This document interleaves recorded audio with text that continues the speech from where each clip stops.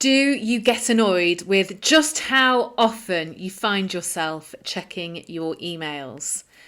It's a common problem and one that I'm going to help you overcome, because in this video I'm going to talk about how to stop checking your emails so much. Now, this might not be a problem for all of you, particularly if your email inbox is mainly full of companies trying to sell to you. But it could be that it's a problem for you in the workplace. And it could be that if you work for yourself like me, it's also a problem because you're just constantly thinking about, am I getting any more work in? Because often that work does come via email. So it's definitely not a problem for all, but it is a problem that I bet so many of you can relate to in some way. I've had so many conversations with people who say the first thing they do in the morning before they get out of bed is reach for their phone and check their email. The last thing they do before they go to sleep is look on their phone at their email. So how can we make sure we just don't check it quite so much? Well, the first thing to say is it is a habit. So of course, if we are used to checking our emails every 10, 15 minutes, maybe more, then of course we're going to keep that habit up because our brains are just learning to be conditioned to that habit. There's also a whole scientific reason behind this around dopamine.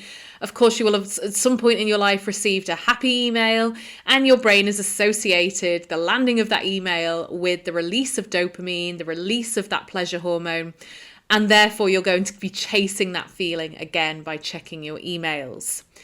And there's also an element of, I need to keep on top of it. Our inboxes can be really, really heavy and busy. So there's that feeling of needing to keep on top of the inbox as well. So let's start with addressing the first issue, the habit. Breaking a habit. So a habit, to break it, needs a bit of friction. If there's no friction between you and the habit, you're going to do it more and more.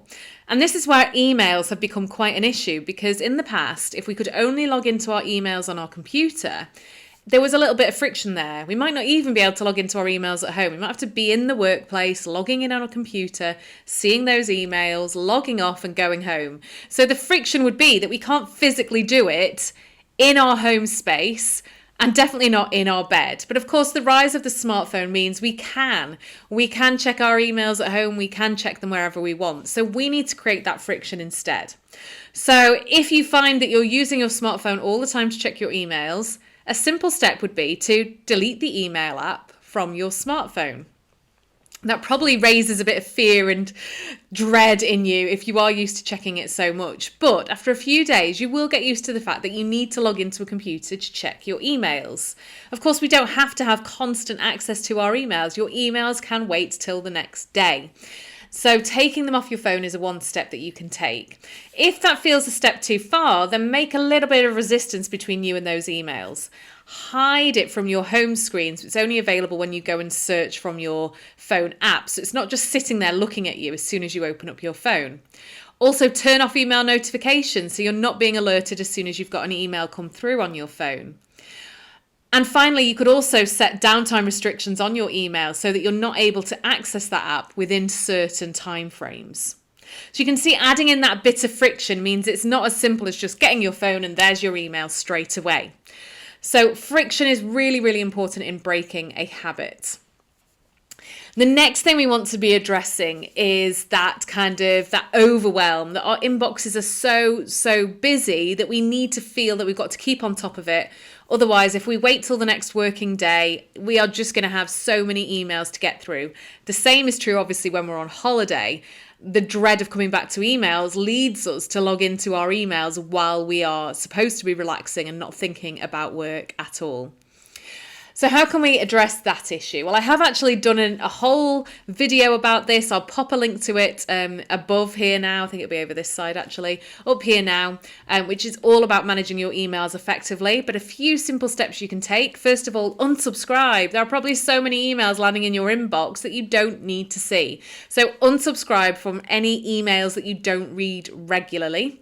Secondly, send less emails. The less you send, the less you receive. Think about other ways that you can communicate with people, or whether you actually need to be blind copying in or carbon copying in all these people who are then all going to reply to the email as well. So is there another way that you can send that communication rather than email to avoid it logging up your inbox? And then thirdly, yes, it can seem overwhelming when you go onto your emails and there are a big chunk of them there, but dealing with them in big chunks will take less time than dealing with them one at a time. So set yourself times of day to deal with your emails in a big chunk, get rid of them all, sort them out, and then have that kind of time where you're not going into your inbox till the next scheduled time for you to go and look in your inbox. And then finally, it's that feeling of like, what if I'm missing out a big opportunity if I don't check my emails?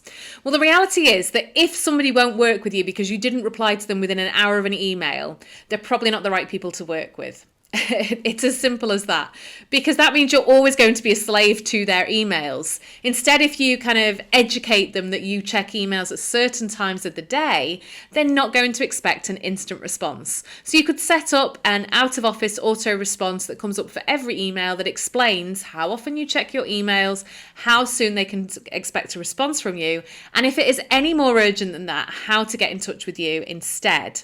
So for example, you might put your mobile phone number on there and ask them to send you a WhatsApp message, or it might be that you ask them to pick up the phone and give you a call. Whatever it might be, it's an alternative solution to the fact that if it's a case of actually they do need to know within the hour if you can do that job for them or not, they can communicate that with you in another way. Because the more that we respond rapidly to emails, the more people expect us to respond rapidly to our emails. So I hope that's given you a little bit of insight and thought into how can we make sure we're not constantly checking our emails all the time from our bed, from the beach when we're on holiday. How can we make sure that doesn't happen? If you've got any other questions about this, please do pop them below. And this really, if you are working for someone else, can be part of a really negative digital culture where people are expected to respond to emails instantly. So I would love for you to download my guide on the impact of a negative digital culture and how to avoid it. I'll pop the link for that below. And please do subscribe, because I share many videos all about how we can have a positive relationship with the digital world. Take care.